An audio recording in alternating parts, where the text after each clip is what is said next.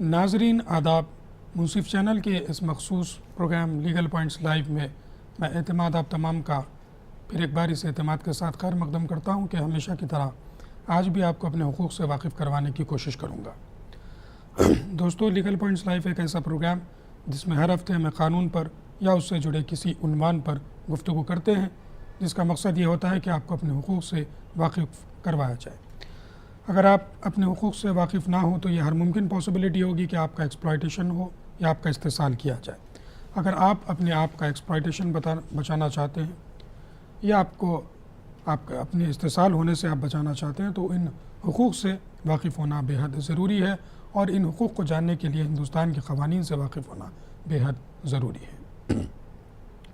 हिंदुस्तान के पार्लियामेंट और state assemblies में जो क़वानीन बनाए जाते हैं वो अंग्रेज़ी में उमूमन बनाए जाते हैं, इसीलिए आम आदमी को इन क़वानीन को जब पढ़ते हैं या उसका मुताला करते हैं तो उसको समझने में कुछ दिक्कत महसूस होती है, और इन क़वानीन को अगर बेहतर अंदाज में कोई समझ सकता है या उसका इंटरप्रिटेशन कर सकता है तो हमारी नज़र में लीगल एक्सपर्ट से बेहतर और कोई शख्स नहीं हो सकता। इन्हीं चीज़ों को मद्देनज़र रखते हुए मुंसिफ चैनल ये कोशिश कर रहा है कि हर हफ्ते हिंदुस्तान के मशहूर व मारूफ वकला के साथ साथ काबिल क़ानूनदा को इस प्रोग्राम में पेश करे, ताकि वो इन क़वानीन का आसान ज़बान में इंटरप्रिटेशन करते हुए आप तक अपने हुकूक़ को पहुँचाने की कोशिश करें। तो आइए नाज़रीन, जानते हैं आज का उन्वान। आज हम गुफ्तगू करेंगे क्रिमिनल केसेस पर। क्रिमिनल केसेस से मुताल्लिक़ कोई भी आपके पास सवालात हो तो हमारे इस प्रोग्राम में आप ज़रूर कॉल कर सकते हैं। 9:30 से 10:30 बजे इस प्रोग्राम को रास्त टेलीकास्ट किया जा रहा है। फ़ोन नंबरात उम्मीद करता हूँ टेलीविज़न स्क्रीन पर आपको नज़र आ रहे होंगे। क्रिमिनल केसेस पर गुफ्तगू करने के लिए आज हमने अपने स्टूडियो में हैदराबाद दक्कन के एक मशहूर मारूफ वकील साहब को मदऊ किया है। मैं बात कर रहा हूँ याहिया खान एडवोकेट साहब की।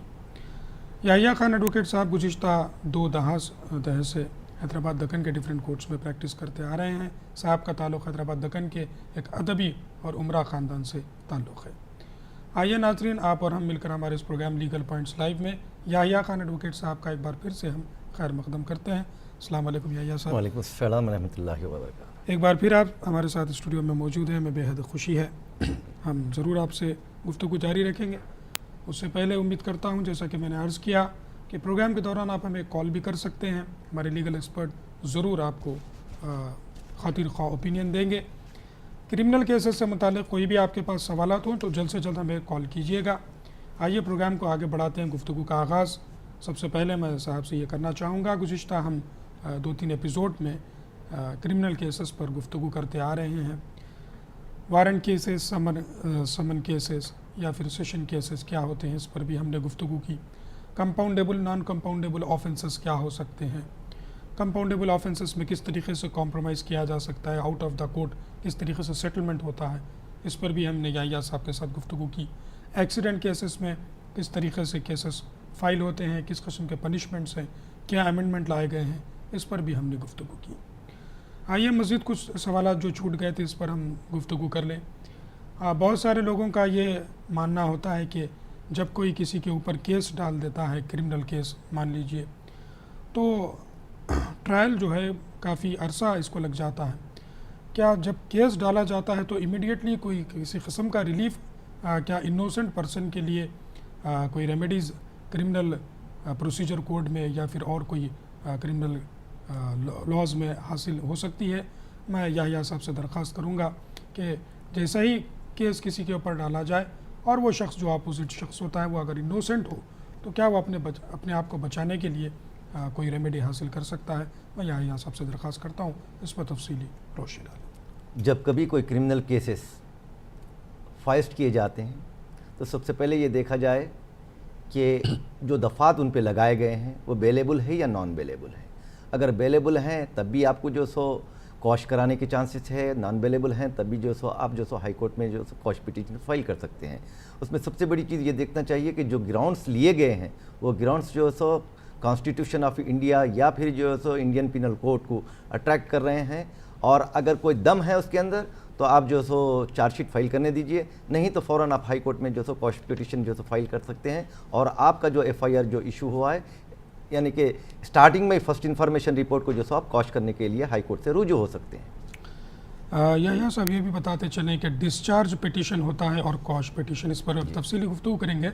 डिस्चार्ज पिटीशन कब डाला जा सकता है केस फाइल होने के बाद, और ये किन वजूहात की बुनियाद पर डाला जा सकता है? डिस्चार्ज पिटीशन में अगर एविडेंस, कॉन्क्रेंट एविडेंस अगर ना हो और पुलिस वाले इन्वेस्टिगेशन कंप्लीट करके चार्जशीट कोर्ट में फाइल कर दिया गया और आप ये महसूस करते हैं कि ग्राउंडलेस जो सो ग्राउंड्स के ऊपर आपके ऊपर चार्जशीट फाइल की गई है, तो ऐसी सूरत में आप जो सो 468 दफ़े क्रिमिनल प्रोसीजर कोर्ट के तहत आप डिस्चार्ज पिटीशन कोर्ट, जहाँ पर भी आपका क्रिमिनल कोर्ट में जैसा कि मजिस्ट्रेट कोर्ट है, chief additional metropolitan magistrate court है, वहाँ पर सेशन कोर्ट है, उसमें आप डिस्चार्ज पिटीशन डाल सकते हैं। जैसे ही आप डिस्चार्ज पिटीशन डालते हैं, आपके जो सो मुखालिफ जो होते हैं पब्लिक प्रोसिक्यूटर, उन्हें काउंटर फाइल करते हैं आपका और मुखालिफ वकील का। कोर्ट जो सो हीयरिंग होने के बाद में अगर वो डिस्चार्ज के काबिल है तो उसको जो सो डिस्चार्ज कर देते हैं। डिस्चार्ज पिटीशन डालने के बाद उमूमन कितने अरसे के अंदर डिस्चार्ज हो सकता है? डिस्चार्ज के आप फाइल करने के फ़ौरन बाद जो सो आपके हियरिंग के लिए कॉल, आपके केस को बुलाया जाता है फ़ौरन जो सो आर्गूमेंट, क्योंकि कोर्ट में मिसलेनियस वर्क ज़्यादा होता है, बिल पिटिशन्स होते हैं, श्योरिटीज़ होते हैं, वारंटी कॉल्स वगैरह होते हैं। ये मिसलेनियस वर्क के बाद में अगर कोर्ट के पास टाइम है तो वो इमीडिएट सेम डे या वेरी नेक्स्ट डे जो सो उसको कॉल फॉर करती है। आप आर्गूमेंट करने के बाद में कोर्ट जो सो वेरी नेक्स्ट डे या फिर जो सो हेवी वर्क होने की वजह से 1-2 दिन के अरसे के अंदर कोर्ट जो सो डिस्चार्ज कर देती है। ठीक है। कॉश पिटीशन का साहब ने जिक्र किया था, कॉश पिटीशन कहाँ डाला जा सकता है और किस वक्त डाला जा सकता है? कॉश पिटीशन हाई कोर्ट में डाला जा सकता है। एफआईआर बुक होने के बाद में अगर आपको पुलिस ज़्यादा हरास कर रही है तो सबसे पहले आपका काम है कि जो सो बेल वगैरह ले लें, एंटीसिपेटरी बेल ले सकते हैं आप। रेगुलर अगर आपको अरेस्ट कर दिए हैं तो फ़ौरन आपको एडवोकेट को अपॉइंट करके रेगुलर कोर्ट में जो सो बेल एप्लीकेशन फर्निश करिए। वहाँ पर जो सो बेल होने के फ़ौरन बाद आप हाई कोर्ट से रुजू हो सकते हैं और वहाँ पर आप कॉश पिटीशन फाइल कर सकते हैं और 4 वीक्स के अंदर आपका जो सो ये एफआईआर को कॉश कोर्ट कर सकती है। जी दोस्तों, हम गुफ्तगू कर रहे थे डिस्चार्ज पिटीशंस और कॉश पिटीशंस पर। जब कभी कोई गलत मुकदमा आपके ख़िलाफ़ डाला जाए तो इन हालात में ये रेमेडीज़ इमीडिएटली आपको अवेलेबल होते हैं। और डिस्चार्ज पिटीशन का जैसा साहब ने फरमाया कि जिस कोर्ट में आपका केस चल रहा हो वहाँ पर आपको फ़ाइल करना होता है, और कॉश पिटीशन हाई कोर्ट वगैरह में फ़ाइल किया जाता है।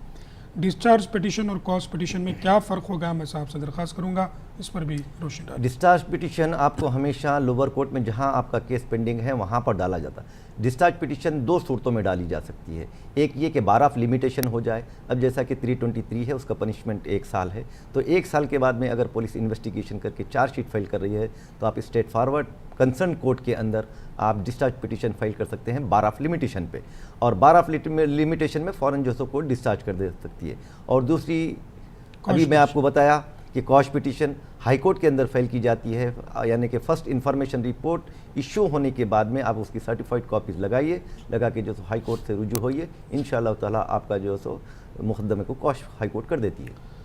या साहब, डिस्चार्ज पिटीशन हो या कॉश पिटीशन हो, ये क्या बेल लेने के बाद डाला जाना बेहतर है या फिर उससे पहले भी डाला जा सकता है? अगर पुलिस का हरासमेंट हो तो ऐसी सूरत में फ़ौरन हमें चाहिए कि जो सो बेल के लिए अप्रोच हो जाए।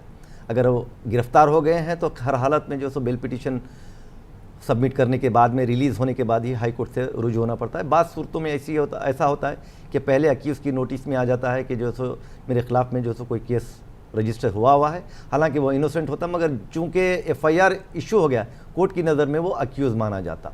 हालांकि चार्जशीट फाइल होने के बाद में, चार्जेस फ्रेम होने के बाद में अगर वो कन्विक्ट होता है तो उसको जो सो कन्विक्ट कहते हैं, मगर यहाँ पर अक्यूज़ इसलिए कहा जाता है कि आपके ख़िलाफ़ में फ़लाने इल्ज़ामात लगा दिए गए हैं, तो बेहतर ये है कि पहले आप जो सो बेल ले लें और उसके बाद में हाई कोर्ट से रुजू हो जाए। क्योंकि आप जब हाई कोर्ट से रुजू होंगे कॉश के लिए तो हो सकता है कि आप हाई कोर्ट के अहाते में हो या हाई कोर्ट जा रहे हो तो रास्ते में पुलिस के एट्रोसिटीज़ या फिर अरेस्ट करने के जो सो चांसेस ज़्यादा होते हैं, तो लिहाजा पहले आप बेल ले लें, उसके बाद में हाई कोर्ट से रुजू हो कॉश के लिए। जी, तो गलत मुकदमा अगर आपके ऊपर डाला गया है क्रिमिनल केसेस का, तो इन हालात में ये 2 रेमेडीज़ आपके पास बेहतर होंगे आपके लिए। इसके लिए आप अप्लाई कर सकते हैं। बेहतर ये होगा इन रेमेडीज़ को लेने से पहले बेल ले लें, जैसा साहब ने अभी आपके सामने तफसीलात बताई है। एक कॉलर को मैं शामिल करता हूँ, देखते हैं कौन सा है, क्या जानना चाहते हैं। हेलो जी, आपका नाम और शहर का नाम बताएं। मेरा नाम प्रसाद है, मैं हैदराबाद से कॉल कर रहा हूँ। हाँ, सवाल बताइए। जी, अभी बिना अरेस्ट वारंट के साथ किसी को गिरफ्तार कर सकता है क्या पुलिस वाले? बिना अरेस्ट वारंट के? जी, ऐसे टाइम पे रात में 2 बजे और 3 बजे आके फिर चल अभी पुलिस। ठीक है, इसके अलावा और कोई सवाल? नहीं चाहिए सर। बहुत शुक्रिया, आपने हमें कॉल किया। प्रसाद जानना चाहते हैं कि क्या बगैर अरेस्ट के किसी को वारंट के बगैर वारंट के किसी को अरेस्ट किया जा सकता है? ये तो किया जा सकता है, लेकिन इनका मैं समझता हूँ जो अहम बात है कि आधी रात के वक्त क्या पुलिस वालों को ये इख्तियार है कि वो किसी को भी बगैर वारंट के अरेस्ट करे, या फिर क्या होता है साहब? इन्वेस्टिगेशन एजेंसी को सुप्रीम कोर्ट के क्लियर इंस्ट्रक्शंस है, डायरेक्शंस है कि सुप्रीम कोर्ट की गाइडलाइंस को फॉलो किया जाए, लेकिन उमूमन हिंदुस्तान के अंदर पुलिस कभी भी सुप्रीम कोर्ट की गाइडेंस को फॉलो नहीं करी। तो ऐसी सूरत में अगर आप कोई सीसी कैमरा वगैरह हैं और आप ये कोर्ट के अंदर प्रूव कर रहे हैं कि 2 बजे रात में, 1 बजे रात में या 3 बजे रात में विदाउट इंटीमेशन घर में अगर कूद के जो सो आपको अरेस्ट किया जा रहा है, तो ऐसी सूरत में आपको लीगल रेमेडी है, आप उनके खिलाफ में केस फाइल कर सकते हैं। हालांकि पुलिस को कोई ऐसे पावर्स नहीं है कि वो जो सो घर के अंदर घुस के रात के 2 बजे या 3 बजे गिरफ्तार करे। जी, जैसा माकूल जवाब मिल गया होगा प्रसाद को, आधी रात के वक्त उमूमन गिरफ्तार नहीं किया जा सकता। हाँ, लेकिन अगर कोई सीरियस ऑफेंसेस है तो उसमें तो आप भी समझ सकते हैं, उसे आपको बताने की ज़रूरत भी नहीं है कि उस वक्त किसी भी वक्त उसको गिरफ़्तार किया जा सकता है। साहब ने गुफ्तगू के दौरान बेहतर बात ये बताई कि सीसी कैमरास की रिकॉर्डिंग अगर हो, तो मैं समझता हूँ बहुत सारे लोग अपने मकानात में जिनको इस किस्म का खौफ है अब सीसी कैमरा ज़रूर लगाएंगे। बहरहाल दोस्तों, आज हम गुफ्तगू कर रहे हैं क्रिमिनल केसेस पर। इससे मुताल्लिक़ कोई भी आपके पास सवालात हो तो 10:30 बजे तक ये प्रोग्राम रास्त चलेगा। जल्द से जल्द आप प्रोग्राम में कॉल कीजिएगा। टेलीविज़न स्क्रीन पर उम्मीद करता हूँ आपको फ़ोन नंबर नज़र आ रहे होंगे। इस मौके का ज़रूर फ़ायदा उठाएँ, लीगल एक्सपर्ट से ज़रूर आप ओपिनियन हासिल कीजिएगा। एक और कॉलर हो तो शामिल कर लूँ। हेलो, ग़ालिबन कॉल ड्रॉप हो गई है।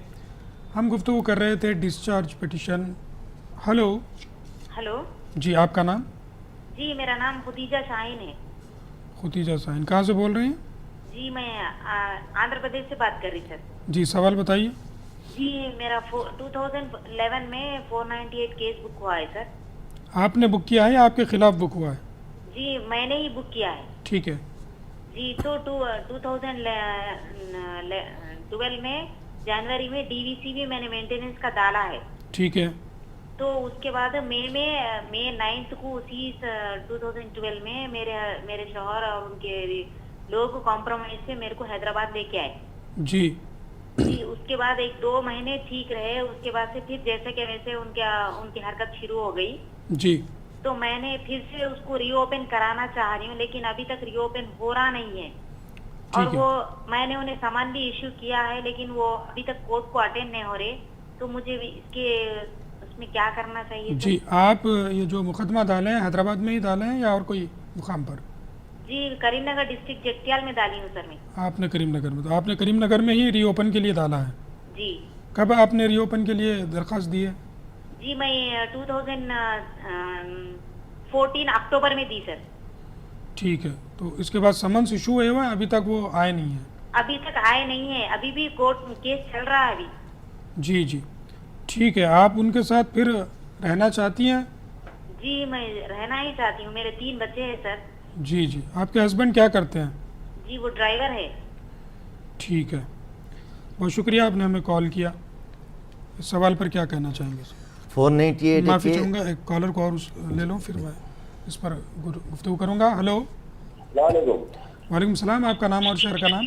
मेरा नाम मोहम्मद आरिफ है। हम काजूरबाग मुंबई से बोल रहे हैं। हमारी जो प्रॉपर्टी है वो केस डाला था 7-8 साल, लेकिन वो वकील बोला आएगा, लेकिन वो कुछ वोट के आया नहीं। और वो लोग अभी हमको देना नहीं चाहते हैं, बोलते हैं कि तुम्हारा इधर कुछ नहीं। तो इसके लिए क्या करना चाहिए? जी, प्रॉपर्टी के लिए किस किस्म का मुकदमा आपने डाला है? हाँ, हमारे बाप दादा की प्रॉपर्टी है वो। तो इसके लिए दो भाई थे, उसमें से 2 में से आधा जो आता है 80 एकड़ जमीन है, और वो लोग देते नहीं कुछ नहीं। तो क्या करना चाहिए? अभी हमने बहुत बैठक भी करे, केस भी डाले, लेकिन वो केस भी नहीं चलन देते हम, क्योंकि हमारा भाई है वो कलेक्टर में है, तो वो लोग नहीं चलन देते। इसके लिए सब लोग तुम्हारा कुछ भी नहीं, निकाल दो नाम, हम लोग कुछ नहीं देते बाबा दीदा। जी, आपको क्या करना चाहिए? पर आपकी प्रॉपर्टी में आपको हिस्सा नहीं मिल रहा है? हाँ, इसका है, हमारे अब्बा भी इंतकाल हो गए, माँ भी इंतकाल हो गए। ठीक है, अभी उस पर कौन काबिज है? अभी उस प्रॉपर्टी पर काबिज कौन है? हमारा चीचा है। आपके चचा, ठीक है, बहुत शुक्रिया आपने हमें कॉल किया। ज़रूर इस पर हम गुफ्तगू करेंगे। और कोई कॉलर हो तो शामिल कर लें। हेलो हेलो, से बात कर रहा तेलंगाना से। जी आपका नाम बताइए। जी मेरा नाम वसीम है। जी मोहसिन साहब, सवाल बताइए। जी हेलो। जी सवाल बताइए।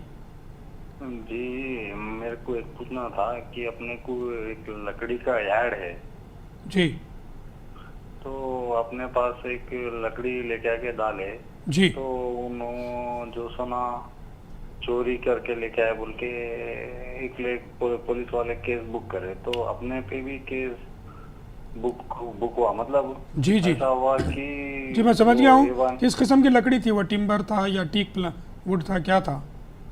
वो जो सोना नीलगिरी की लकड़ी थी। ठीक है, कब फाइल हुआ है केस आपके ऊपर? होके भी करीब 1 साल हो रहा। बेल मिल गई, मगर A4 बोल के कुछ ऐसा रहता ना, जी उसमें पुलिस वाले भी कुछ मतलब तो ऐसा कुछ हुआ, तो वो तो A4 कुछ केस बुक हुआ। ठीक है, वो जो लकड़ी लाकर डाले हैं वो कौन साहब थे, आपके पहचानत के थे? वो तो पार्टी वाला था, वो लेके आके डाला, ठीक लेकिन वो चोरी करा बोल के बोल रहे। जी तो अब वो अपने को आइडिया नहीं था ना। ठीक है, आपके केस में चार्जशीट फाइल हुई है? हाँ, चार्जशीट फाइल हो गई। ठीक है, बहुत शुक्रिया आपने हमें कॉल किया मोहसिन साहब तेलंगाना से। और कोई कॉलर हो तो शामिल कर लें। हेलो जी, खुतेजा ने हमें कॉल किया था आंध्र प्रदेश करीमनगर से। इनके सवाल पर क्या कहना चाहेंगे? 498 के और जो DVC केसेस डाले हैं उसे रीओपन दोनों भी कर दिए हैं 2014 मई में। तो इंशाल्लाह ताला आप, मैं समझता हूं कि जो सो समन इनको सर्व नहीं कर सके, जिसकी वजह से उन्होंने जो सो कोर्ट को अपीयर नहीं हुए। एक मरतबा आप समन सर्व करवाइए, नहीं तो जो सो कोर्ट के ज़रिए से जिस एरिया में आपके शौहर रहते हैं वहाँ के पुलिस इंस्पेक्टर को जो सो डायरेक्शन दिलवाइए, वो पुलिस इंस्पेक्टर जाके जो सो कोर्ट में उनको समन सर्व कर देते हैं। उसके बाद में उनको हर हालत में कोर्ट में जो सो अपीयर होना पड़ता। उसके बाद में तो जब आपका केस रिपोन हो जाएगा तो आप जल्द से जल्द जो सो कोर्ट के अंदर अपने शहादतें वगैरह जो सो पेश करके आप अपने मुकदमे को आगे बढ़ा सकते हैं। जी, ये चाहती हैं कि हम इनके शौहर के साथ फिर रुजू हो कर रहे हैं, तो इन हालात में किस किस्म से इनको? ऐसी सूरत में ये है कि जो सो आप अपने वेल विशर्स को, बड़ों को जो सो भेजिए, उनके मकान भेजिए, क्योंकि कोर्ट के अंदर जब आप जाते हैं तो उमूमन शौहर तकलीफ़ महसूस करते हुए वो रिहेबिलेशन की तरफ बहुत कम जो सो रुजू होते हैं। आपका काम है कि आप चूँकि डाल दिए हैं, फिर रीओपन भी केस करवा दिए हैं। ऐसी सूरत में एक रास्ता आपके लिए है कि वो आप अपने ख़ानदान के कोई बड़े साहब को भेजिए और वहाँ पर जो सो उनको समझाइए कि मैं केसेस वगैरह उठा लेती हूँ। तो क्योंकि बच्चों का भी मसला है, इख्तलाफात मियाँ और बीवी के हैं, उसकी वजह से बच्चे मुतासिर ना हों। ऐसी सूरत में आपका काम है कि आप थोड़ा सा एक कदम उनसे कंप्रोमाइज़ ज़रा ज़्यादा करने के लिए आगे बढ़ें। तो इंशाल्लाह ताला अल्लाह से उम्मीद है कि जो सो आपकी काउंसलिंग के अंदर मसाइल हल हो जाएंगे। ठीक है, एक कॉलर को मैं शामिल करता हूँ। हेलो, गालिबन कॉल ड्रॉप हो गई है। मोहम्मद साहब ने मुंबई से कॉल किया था। इनके चचा इनकी पुश्तैनी जायदाद पर काबिज़ हैं, इनका हिस्सा नहीं मिल रहा है। इन हालात में क्या कोई क्रिमिनल केस फाइल किया जा सकता है या सिविल केस? क्रिमिनल कोर्ट से केस से पहले मेरा मशवरा है साहब को कि जो सो वो आप पार्टीशन सूट कोर्ट के अंदर फाइल कर दें। अब वो कलेक्टर हैं या फिर पुलिस कमिश्नर हैं, कोर्ट के सामने कोई कलेक्टर या कोई पुलिस कमिश्नर की जो सो अहमियत नहीं है। आप उनको कोर्ट को, क्योंकि उन्होंने कलेक्टर हैं, तो बहुत आसानी से आप कोर्ट के ज़रिए से उन्हें समन जो सो सर्व करवा दे सकते हैं। जब समन सर्व हो जाएगा तो उनका जो सो आधा नशा उतर जाएगा और वो खुद ब खुद जब कोर्ट में आ जाएंगे तो इंशाल्लाह ताला उम्मीद है कि जो सो आपसे किसी किस्म के कंप्रोमाइज़ के लिए आगे बढ़ेंगे। नहीं तो कोर्ट तो पार्टीशन के हिसाब से जैसा कि आपके हुकूक़ हैं वो तो हक़ कोर्ट हर हालत में आपको दिलाएगी। एक और कॉलर को मैं शामिल करता हूँ। हेलो हेलो हेलो, आदाब जी, आपका नाम और शहर का नाम बताइए। हाँ, आपका शहर का नाम, कश्मीर से बोल रहा हूँ, अर्ज कर रहा हूँ कश्मीर में। जी, नाम बताइए। नाम बताएं। हमारा नाम गुलाम हसन शाह। जी गुलाम साहब फरमाइए। हाँ, हमारा एक अर्ज है, हमारा एक सिविल केस है इधर कोर्ट में। जी हमारा इसको मतलब 2006 में वो इधर था। जी, किस किस्म का सिविल केस है? हाँ, ये सिविल केस है, हमारा प्रॉपर्टी है, हमने वो खरीद से ये मतलब लिया। जी तो उसका वो एक पतीरा है जी इसने कोर्ट में वो गया तो हमारा डॉक्यूमेंट बराबर कंप्लीट है जी। वो इधर आज तो वो इधर पहलगाम अशमुकाम है ना वो कश्मीर में, जी उधर एक जज साहब था, वो बोलता है ऑर्डर हमको लिखेंगे तो वो लिखता नहीं। जी जी, 1 महीने हो गया इधर, वो हाईकोर्ट में भी आया इधर, ठीक है, तो मगर वो फैसला वो इसको नहीं लिखता।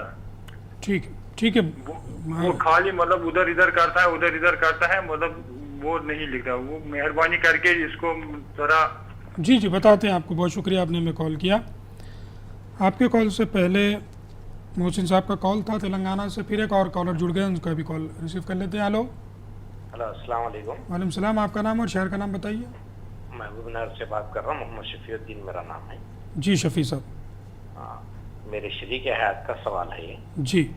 हाँ, उन्होंने अपने वालिदैन से जो है तरका मांग रहे हैं। वो तकरीबन उनके वालिदैन गुजर कर 14-15 साल हो चुके हैं। ठीक है। एक भाई सऊदी अरब में रहते, 2 भाई यहीं वतन में रहते, अच्छे पोस्ट पर भी हैं जी। और देते देते देते बोलकर वक्त ज़ाय कर रहे हैं वो लोग। तो ऐसी सूरत में क्या मशवरा है? नहीं, काफ़ी वो लोग सरमायाकार भी हैं। जी जी। बात है। और नाना नानी से भी जो है उनको जायदाद मिली भी है, और वालिद साहब की भी जायदाद है। ठीक है। जो प्रॉपर्टी जो है वो आपकी वाइफ के वालिद के नाम पर ही है? वालदा के नाम पर है, वालिद के नाम पर भी है। ठीक है। इस प्रॉपर्टी पर काबिज वो तीनों भाई ही हैं? जी। आपकी बेगम साहिबा अलग ही रहती है ना, क्या उसी प्रॉपर्टी में रहती है? नहीं, ये जमीन की प्रॉपर्टी है और मकान। ठीक है। बहुत शुक्रिया, आपने हमें कॉल किया। ज़रूर इस पर भी हम गुफ्तगू करेंगे। मोहसिन ने तेलंगाना से कॉल किया था। इनका मैं समझता हूँ लकड़ी वगैरह का कारोबार है। कोई एक लकड़ी इनके पास एक पार्टी ने लाकर रख दी थी, तो बाद में पता चला, पुलिस जब आई तो वो चोरी की लकड़ी थी। इनको भी इसमें बुक कर दिया गया है। इस पर क्या कहना चाहेंगे? हमेशा ये चाहिए ख़रीदारी से पहले जांच लें कि ये चोरी की है या जो सो हमेशा जिससे आप ट्रांजैक्शन करते हैं उनसे लिए हैं। अगर कोई नए आदमी से आप किसी किस्म के ट्रांजैक्शन कर रहे हैं, कोई चीज़ परचेज़ कर रहे हैं, तो ऐसी सूरत में उनके ताल्लुक़ से थोड़ी सी जांच करना बेइंतहा ज़रूरी है। अब चोरी की लकड़ी ले लेके आए, फॉरेस्ट एक्ट के तहत जो सो केस रजिस्टर हुआ है। आप तो जो सो खुला बता दे सकते हैं कि जो सो मैं इनोसेंट हूँ और जो सो मैं इस केस से मेरा कोई ताल्लुक़ नहीं है। मगर वो चार्जशीट फाइल करने के बाद में आपके लिए कॉश का भी जो सो रास्ता है, डिस्चार्ज पिटिशन फाइल करने का भी रास्ता है आपके पास। आपके ख़िलाफ़ में तो कोई ख़ास एविडेंस नहीं हो सकता, क्योंकि आप जो सो ख़रीदे हैं। अगर ज़्यादातर आप जानबूझ के अगर ख़रीदते तो सेक्शन 411 इंडियन पिनल कोड के तहत आपके ख़िलाफ़ में जो केस रजिस्टर किया गया, मेरा जानता ख्याल है सेक्शन 411 इंडियन पिनल कोड के तहत केस रजिस्टर किया गया होगा। आप अपनी जो सो मासूमियत बता के कोर्ट में बाइज्जत बरी हो सकती है। जी मोहसिन साहब, डिस्चार्ज पिटिशन जो हमने प्रोग्राम के आगाज़ में डिस्कस किया था, ये उसके बाद कॉश पिटिशन भी आप डालिएगा। उम्मीद करते हैं इसमें आपको ज़रूर रेमेडी मिल जाएगी। नहीं मिलती है तो फिर आप डिफेंड कीजिएगा केस। इस पर मज़ीद हम गुफ्तगू करेंगे, लेकिन अब वक्त हो चला है छोटे से ब्रेक का। जो ख़वातीन हज़रात हमसे अभी जुड़े हैं वो अपने सवालात तैयार रखिए। हम हाजिर होते हैं इस छोटे से ब्रेक के बाद।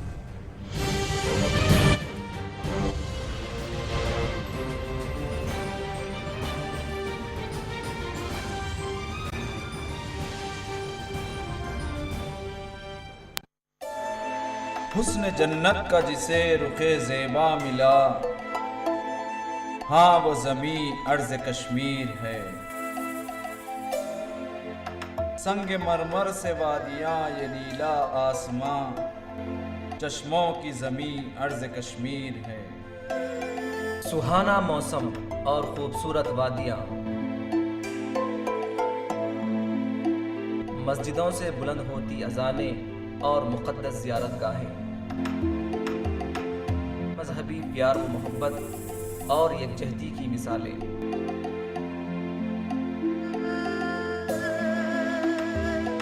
कश्मीरी अदब व सखाफत और यहाँ की बेहतरीन फनकारी, कुदरती वसाइल तिजारत, सयाहत और दिलचस्प खेल। ज़माने की नज़र इसको कुछ यूं लगी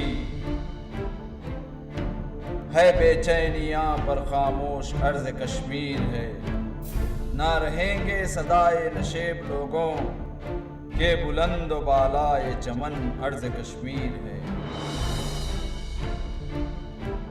सियासी जंग और अवामी मसाइल, कश्मीरियों का दर्द, उनके आंसू और उनका हक। हर खबर व मंजर का अहाता करेगा खुसूसी खबरनामा, जम्मू से लद्दाख तक और लद्दाख से कश्मीर तक।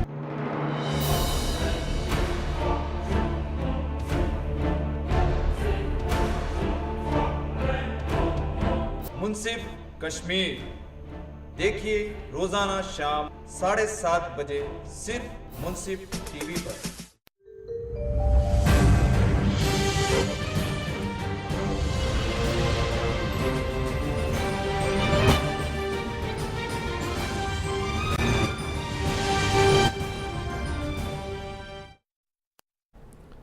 नाजरीन, ब्रेक के बाद एक बार फिर आप तमाम का प्रोग्राम लीगल पॉइंट्स लाइव में खैर मकदम है। मैं हूँ एतमाद, आपका मेज़बान। आज हम गुफ्तगू कर रहे हैं क्रिमिनल केसेस यानी फ़ौजदारी मुकदमात पर, और इस उन्वान पर गुफ्तगू करने के लिए आज हमारे साथ स्टूडियो में याहिया खान एडवोकेट साहब हैदराबाद दक्कन के मौजूद हैं, जो गुज़िश्ता 2 दहाओं से हैदराबाद दक्कन के डिफरेंट कोर्ट्स में प्रैक्टिस करते आ रहे हैं। ब्रेक में जाने से पहले 2 कॉल्स हमें उसूल हुई थी जिसका जवाब देना बाकी रह गया था। मैं सवाल करता हूँ साहब से कि ग़ुलाम हसन साहब ने हमें कॉल किया था कश्मीर से। इन्होंने किसी किस्म का सिविल केस 2006 में डाला है। तमाम ट्रायल कंप्लीट हो चुका है, अब जजमेंट का मामला है, लेकिन जजमेंट जल्द से जल्द नहीं हो रहा है। इन हालात में क्या किया जा सकता है? नहीं, किया तो कुछ नहीं किया जा सकता है, क्योंकि जजमेंट हो चुका है, आर्गूमेंट्स हो चुके हैं। कोर्ट जो सो अगर केस बड़ा है तो फिर जो सो उसके डिक्टेशंस वगैरह भी काफ़ी रहते हैं और मिसलिनियस वर्क रहता है। कोर्ट में बहुत हेवी वर्क है और नए केसेस वगैरह रोज़ाना रजिस्टर होते हैं, या फिर जो सो बाज़ दफ़ा कोर्ट रिज़र्व भी कर देते हैं बाज़ जजमेंट को। हो सकता है बहुत जल्द आपके जो सो केस का जजमेंट हो जाए। जी, जहाँ पर आपने इतना वक्त इंतज़ार किया है, थोड़ा मज़ीद इंतज़ार कर लें। जैसा साहब ने फरमाया कि जल्द से जल्द जजमेंट आपको मिल ही जाएगा। शफीउद्दीन साहब ने महबूब नगर से कॉल किया था। इनका जवाब देने से पहले कॉलर को मैं शामिल कर लूँ। हेलो आदाब। आदाब, आपका नाम बताइए। हमारा नाम गुलाम हसन। जी हसन साहब। अर्ज है, ये हमारा एक अर्ज है जी। हमारा एक केस हो गया, 9 साल हो गया उसका जी। सिविल केस है जी। वो हमारा कागज वो कंप्लीट है, ठीक है। तो वो हाई कोर्ट में भी आया वापस इधर कश्मीर में एक मुंसिफ अशमुकाम, उसने ये अशमुकाम कोर्ट में जी, वो इसको मतलब हाई कोर्ट जजमेंट ऐसा है तो 1 महीने अंदर अंदर इसको हतमी फैसला दे दो। ठीक है। वो इधर इधर करता है, वो मतलब कोई कुछ फैसला नहीं दे रहा है। ठीक है, ठीक है। इधर 1 साल हो गया इसको। ठीक है, समझ गया। बहुत शुक्रिया, आपने हमें कॉल किया। फिर से एक बार क्या करना है, तुम कुछ मशवरा बोलो। जी जी, बताते हैं। अभी आपका ही सवाल का जवाब दे रहे थे साहब, जैसा कि हाई कोर्ट में भी इन्होंने रुजू हुआ था। हाई कोर्ट में जो ऑर्डर हुआ है उसमें ये कहा गया था कि 1 महीने के अंदर इनके हक़ में कुछ ऑर्डर दिया जाए। मैं अभी बताया ना मैं आपको, चूँकि जो सो केसेस की बहुताती की वजह से बाज़ दफ़ा जजेस को जजमेंट डिक्टेट करवाने में दुश्वारी पैदा होती है, और ऐसी सूरत में थोड़ा सा पार्टीज़ को इंतज़ार, जब 5-5, 8-8 साल इंतज़ार किए हैं, आप हाई कोर्ट से भी डायरेक्शन लाए कि 1 महीने के अंदर ये केस को डिस्पोज ऑफ कर दो, चूँकि वजूहत ऐसी हैं जिसकी वजह से कि हेवी वर्क है, जिसकी वजह से थोड़ा सा ताख़ीर हो रही है आपकी केस में। मेरा मशवरा आपको ये है कि आप थोड़ा सा और तौक़ुफ़ करें, इंशाअल्लाह ताला बहुत जल्द आपके उसमें, नहीं तो फिर जो सो आप हाई कोर्ट से रुजू हो सकते हैं, फिर डायरेक्शन लेके आ सकते हैं। ठीक है। आज हम क्रिमिनल केसेस पर गुफ्तगू कर रहे हैं, तो ज़्यादा से ज़्यादा क्रिमिनल नेचर्स के केसेस पर आप अगर हमसे सवाल करें तो बेहतर होगा। एक और कॉलर को मैं शामिल करता हूँ। हेलो, आपका नाम और शहर का नाम बताएं। जी, सत्यनारायण बूंदी से, कोटा से। जी, सवाल बताइए। केवेट क्या होती है सर? केविएट जो हाई कोर्ट में लगाते हैं और कैसे काम में लेते हैं केवेट को? ठीक है, इसके अलावा और कोई सवाल? नहीं सर, बस ठीक है सर। बहुत शुक्रिया, आपने हमें कॉल किया है। ये भी सिविल नेचर का ही सवाल है, फिर भी हम गुफ्तगू करेंगे। शफीउद्दीन साहब ने महबूब नगर से कॉल किया था। इनकी बेगम साहिबा के प्रॉपर्टी है। इनके बेगम साहिबा के अलावा 3 भाई हैं। प्रॉपर्टी में हिस्सा तलब करती हैं, तो वो ऐसे ही टाल देते हैं आज और कल की बात करते हुए क्या किया जा सकता है? शरई तौर पे मसले को आप हल करने की कोशिश करिए, अपने ख़ानदान के बड़े बुज़ुर्गों को बिठाइए, मशवरा कीजिए, उसके बाद में भाइयों से मशवरा कीजिए, भाइयों से बिठाइए, बात कीजिए। अगर आपस में मसला हल हो सकता है तो कर लीजिए, नहीं होने की सूरत में आपके पास एक ऑप्शन, बेहतरीन ऑप्शन है कि आप पार्टीशन सूट फाइल कर दीजिए। इंशाअल्लाह ताला फ़ौरन जो है सो आपको आपका हक़ मिल जाएगा। जी, साहब ने जैसा फरमाया कि बड़े लोगों को आप रुजू करिएगा, नहीं तो पार्टीशन सूट से पहले किसी भी वकील के पास आप जाएंगे तो वो नोटिस ज़रूर देंगे, नोटिस पर भी हो सकता है आपका मामला हल हो जाए, नहीं तो फिर मजबूरन पार्टीशन सूट आपको फ़ाइल करना होगा। उसके बाद वो कैसे भी आपको आपकी वाइफ का हिस्सा ज़रूर मिल जाएगा। सत्यनारायण साहब ने कोटा राजस्थान से हमें कॉल किया, ये जानना चाहते हैं कि केविएट क्या होता है। केविएट ये है कि कोई भी एक्शन लेने से पहले मुखालिफ आदमी को इंटीमेशन दे दें, यानी कि नोटिस दे दें कि आप फ़लाने जगह से हट जाएं, नहीं तो हम आपके ऊपर केस डाल देंगे। या फिर जो सो टेनेंट है, मालिक मकान है, या फिर जो सो कोई प्रॉपर्टी का झगड़ा हो या कोई सिविल केसेस वगैरह हो, ऐसी सूरत में कोई आदमी आपके ख़िलाफ़ मुकदमा डाल के एक तरफ़ा आर्डर ना ले ले, यानी कि आप एक्स पार्टी आर्डर ना लें, ऐसी सूरत में आपको जो सो केविट जो सो फाइल करना पड़ता है। और वो केविट फाइल करने से कोई भी सामने वाला आदमी एक्स पार्टी आर्डर नहीं ले सकता। आपको इंटीमेशन कोर्ट पहले देती है कि देखिए फ़लाना केस आपके ख़िलाफ़ में बुक हुआ है या रजिस्टर हुआ है, सिविल केस, आप फ़ौरन आइए, आके जो सो उसका जवाब दीजिए। उम्मीद करता हूँ सत्यनारायण साहब आपको जवाब माकूल मिल गया होगा। जब कभी कोई आपके ऊपर मुकदमा डालने के लिए अगर बैठा हुआ है, सिविल मुकदमा, और आपको महसूस होता है कि जो है आपको बगैर बताए हुए कोई किसी किस्म का ऑर्डर ले ले, तो इन हालात में केविएट आप डाल करके रख सकते हैं सिविल कोर्ट में। एक और कॉलर को मैं शामिल करूं। हेलो जी, आपका नाम और शहर का नाम बताइए। मैं दिल्ली से बोल रहा हूँ, नसीम जी। सर, हमारी एक दुकान है पगड़ी की, ठीक है, जो तकरीबन 50 साल से हमारे पास है जी, और उसका जो लैंडलॉर्ड है उसके पास ऑलरेडी 4-5 दुकानें हैं जी, और उसने आज तक हमारे नाम रसीद भी नहीं काटी। ठीक है, 25 साल हमारे इंतकाल पे, वाले साहब के इंतकाल को भी हो गए, तो इस कंडीशन में क्या हमें मालकान हकूक मिल सकते हैं, नहीं मिल सकते? किस किस्म की मलगी है आपकी? ये किराए से लिए हुए हैं आप? किराए पे लिए, पगड़ी की दुकान है, पगड़ी होती है ना, पगड़ी, जी जी, पगड़ी पे लिए तो 50 साल पहले, जी जी। और उसका जो लैंडलॉर्ड है, अब लैंडलॉर्ड चेंज हो गए, कई लैंडलॉर्ड चेंज हो गए हैं, और जो उसका मौजूदा लैंडलॉर्ड है 25-30 साल से, उसकी खुद 3-4-5 दुकानें हैं, ठीक है, समझे जी, और हमारे पास कुछ भी नहीं है, और उसने 25-30 साल से हमसे रसीद भी नहीं कटवाई। हमारे उनका वालिद साहब का हो गया इंतकाल जी, तो उसने हमसे हमारी रसीद भी नहीं काटी। तो हम ये चाहते हैं कि हमारे पास 50 साल से दुकान है, 25 साल से हमारे वालिद साहब का भी इंतकाल हुआ होगा, और तो इस कंडीशन के अंदर हमें क्या चाहे कोर्ट से हमें मालकाना हकूक मिल सकते हैं? आप अपनी दुकान को प्रोटेक्ट करना चाहते हैं? जी हाँ, जी हाँ। ठीक है, बहुत शुक्रिया, आपने हमें कॉल किया। इस पर कुछ कहना चाहेंगे? हाँ, बात यही है कि मकानदार और दुकानदार का जो सो मसला है, ये तो बात ऐसी हुई कि 40 साल है या 50 साल से, जितने साल से भी आप जो सो किराएदार हैं, किराएदार ही रहता है। अगर आप कुछ खुलूस मोहब्बत से अगर अपने मालिक मकान से रुजू होते हैं और बोलते हैं कि भाई आपके पास दूसरे मलगियाँ हैं ना, मैं एक अरसे दराज से यहाँ पर कारोबार कर रहा हूँ, मैं खाली करके कहीं दूसरी तरफ नहीं जा सकता हूँ, मुझे कुछ भी जो सो मावादा जो भी मार्केट के अंदर है वो मुझे एक मलगी दे दो, ये रिक्वेस्ट के बेसिस के ऊपर आपको जो सो हो सकता है कि मालिक मकान आपको मलगी बेच दे। आप पगड़ी दिए हुए हैं तो इसका मतलब ये नहीं कि जो सो आप उसके मालिक हो गए। आप किराएदार हैं तो इसका मतलब ये नहीं कि आप जो सो आप ही को जो सो बेचें, ये भी जो सो मुमकिन नहीं। तो लिहाजा आपका काम है कि आप जो सो मकानदार से रिक्वेस्टली अप्रोच होते हैं तो शायद हो सकता है कि मकानदार आपकी जो सो बात को कंसिडर करे, वरना कोई ज़रूरी नहीं है कि वो इनकी बात को माने। बिल्कुल जी हाँ, ये हो सकता है कि मज़ीद आप कुछ वक्त तलब करना चाहें तो वो भी आप मकानदार से रिक्वेस्ट कर सकते हैं।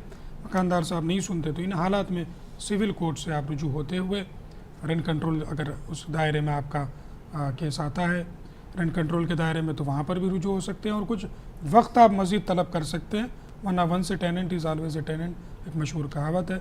आप आपके मकानदार को फोर्स नहीं कर सकते कि वो मलगी आपको बेचे या फिर आप ही के पास रहने दें। कोई और कॉलर हो तो शामिल कर लें। हेलो जी, दोस्तों, क्रिमिनल केसेस पे हम गुफ्तगू कर रहे थे।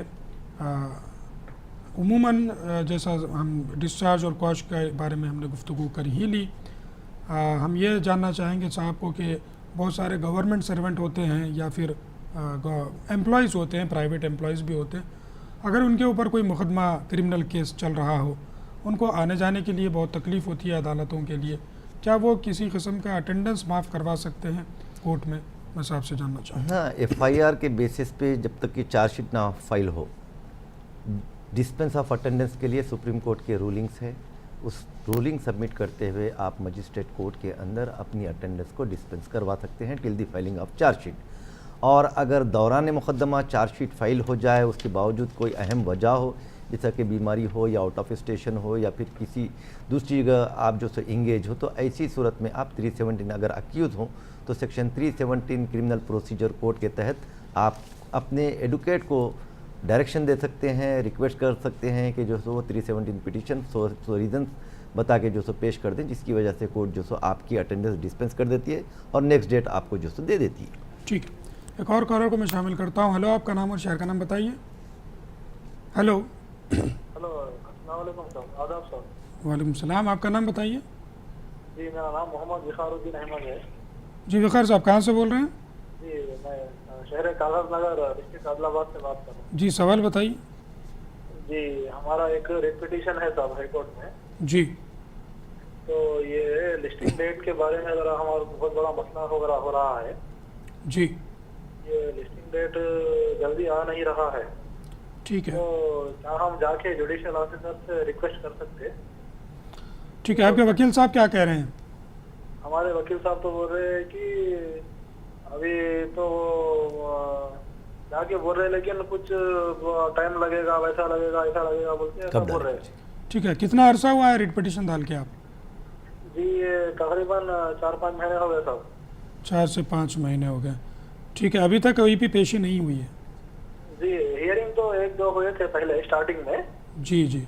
उसके बाद से वहीं पे रुका हुआ है। फिर इसका इलाज कुछ है क्या साहब? ठीक है, बहुत शुक्रिया आपने मैं कॉल किया, ज़रूर इस पर हम गुफ्तगू करेंगे। एक और कॉलर को शामिल करते हैं। हेलो।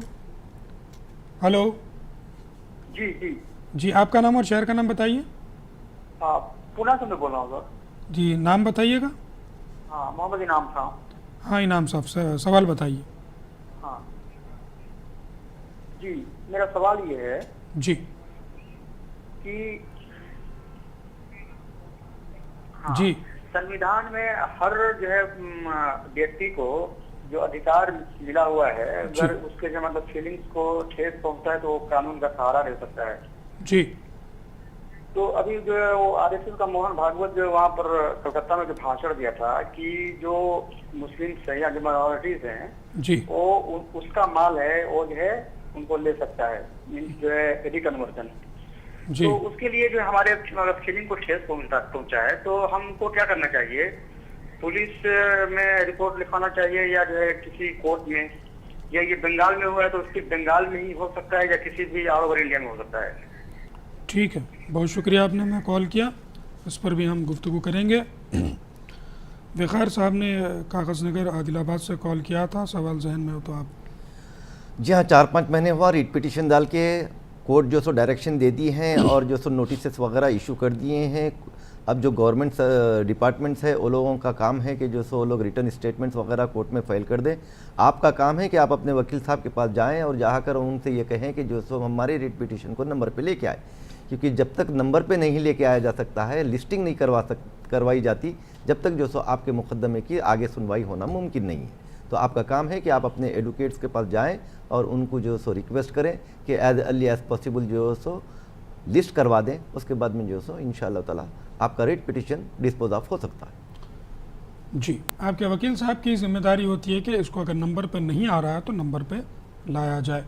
उमूमन होता यह है कि मुख्तसर सी फ़ीस बाज़ औक़ात वकला को दी जाती है, फिर उसके बाद क्लाइंट्स वगैरह फ़ीस की बात ही नहीं करते। तो हो भी सकता है कि फ़ीस आप ना दिए हों या मुकम्मल फ़ीस ना दिए हों। इन वजूहात की बिना पर ऐसा तो ज़रूरी नहीं है कि बग़ैर फ़ीस लेने के बाद ही काम किया जाए।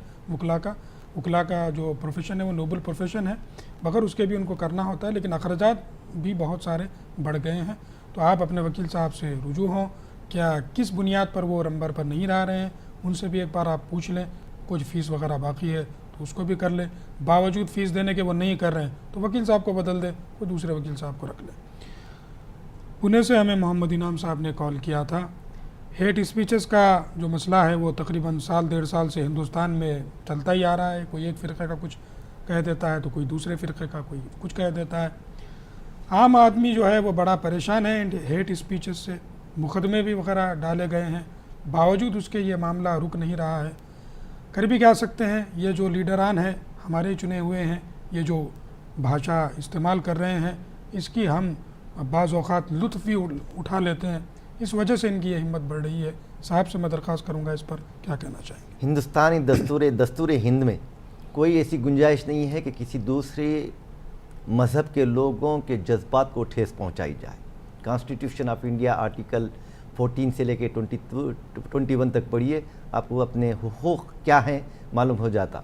और दूसरी अहम चीज़ ये है कि आपका काम है कि अगर कोई भी हेट स्पीचेस वगैरह दे दे तो फ़ौरन आप उसकी रिकॉर्डिंग करके पुलिस स्टेशन में दरख्वास्त दें, रिकॉर्डिंग के साथ दरख्वास्त दें।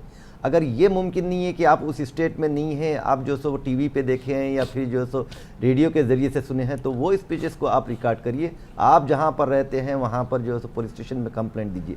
अगर पुलिस केस रजिस्टर कर रही है तो ठीक है, नहीं तो आपके पास सेक्शन 200, सेक्शन 190 एंड 200 सेक्शन के तहत क्रिमिनल प्रोसीजर कोड के तहत आप जो सो प्राइवेट कंप्लेंट कोर्ट के अंदर फाइल कर सकते हैं और आप समन जो सो अक्यूज़ को भेजा सकते हैं जी।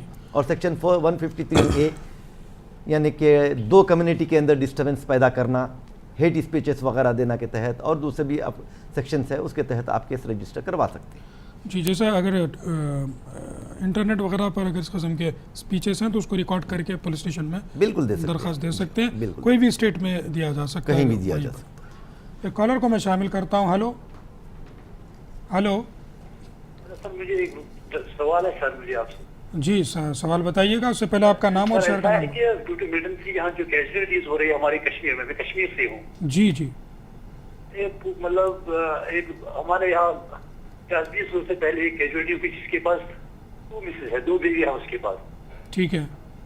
ऐसा है कि उसको गवर्नमेंट एक ही को SRO दे रही है जी जी जी, जबकि मुफ्ती साहब शायद हिंदुस्तान का होम मिनिस्टर रहा है, उसने हमारे डिस्ट्रिक्ट में जब एक मतलब बंदे की कैजुअलिटी हो गई ड्यू टू मिलिटेंसी, उसने 2 को उन्होंने SRO दिया है, जबकि हमारा ये भी सरपंच रहा है जी, तो एक ही SRO दे रहे हैं।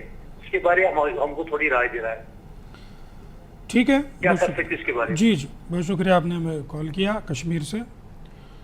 क्या कहना चाहेंगे साहब सवाल पर? क्या सवाल किया था? सवाल ये है कि जो कैजुअलिटीज़ फ्लड्स वगैरह में कोई अगर मर गए हैं या फिर और कोई हालात में मर गए हैं तो जो जिनकी 2 बीवियां हैं तो उनको एक ही बीवी को मुआवजा मिल रहा है। नहीं, एक ही बीवी को मुआवजा मिल रहा है तो आपस में बैठ के दूसरी बीवी जो है सो ये तय कर ले कि आपस में थोड़ा थोड़ा जो सो तकसीम कर ले। अब ऐसे अब अगर बड़ी बीवी 2 बीवियां हैं बोल के अगर आप पहले डिक्लेयर कर रहे हैं तो ऐसी सूरत के अंदर जो सो हुकूमत की तरफ से आपको जो भी मुआवजा देना था वो दोनों में तकसीम करना था। नहीं देने की सूरत में आपका काम है कि जो सो आप अपनी कंसर्न डिपार्टमेंट को लेटर लिखे, वहाँ से जो सो कुछ राहत मिल सकती है। आप जो भी डिपार्टमेंट आपको मुआवजा दे रहा है उसको आप इत्तला दे दें कि यहाँ पर ये माजरा है, तो उम्मीद करते हैं कि फिर वो बराबर काम करेंगे। एक और कॉलर हो तो शामिल कर लें। हेलो जी, गालिबन कॉल ड्रॉप हो गया। दोस्तों बेशक कई सवालात आपके जहन में होंगे, उससे ज़्यादा जवाबात मेरे लीगल एक्सपर्ट के पास भी मौजूद है, लेकिन मुझे वक्त इसकी इजाज़त नहीं दे रहा कि मज़ीद मैं प्रोग्राम को आगे बढ़ाऊँ। लेकिन मैं याहिया साहब को फिर तकलीफ़ देता रहूँगा फ्यूचर में भी कि आप हमारे साथ ज़रूर इस प्रोग्राम में शामिल हो। अब मुझ पर वाजिब है हम याहिया खान साहब का शुक्रिया अदा करें। बहुत बहुत शुक्रिया साहब, फ्यूचर में भी हम आपको तकलीफ़ देते रहेंगे, ज़रूर आप हमारा साथ दीजिएगा इंशाअल्लाह। दोस्तों इस उम्मीद के साथ कि अगले जुमेरात को एक नए उन्वान पर एक नए गेस्ट के साथ मैं ज़रूर आपसे गुफ्तगू करूँगा। तब तक के लिए लीगल पॉइंट्स लाइव की पूरी टीम को एतमाद के साथ इजाज़त दीजिए। अल्लाह हाफ़िज़।